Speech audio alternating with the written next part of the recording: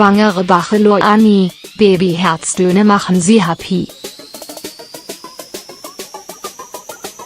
Noch vor kurzem kämpfte Annie Teubner, 25, beim der Bachelor um das Herz des Rosenkavaliers Daniel Wülz, 33.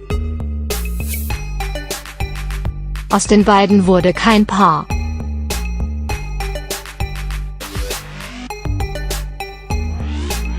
Doch das scheint egal zu sein, denn es gibt Wichtigeres in ihrem Leben. Die 25-Jährige erwartet ihr erstes Kind. Jetzt stattete die Beauty ihrem Frauenarzt einen Besuch ab, und das als Single Lady.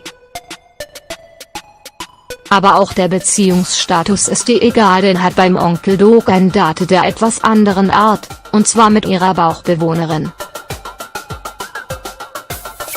Die Herztöne ihres Sprösslings machen sie überglücklich. Kennt ihr das, wenn ihr ein Date habt und warten müsst? Ich habe heute endlich wieder ein Date mit meiner Tochter, verlieh sie ihrer Vorfreude auf ihr Baby in ihrer Instagram-Story Ausdruck.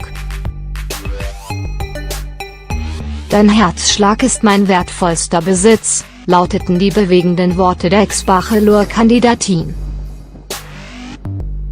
Und sie hat allen Grund, super happy zu sein.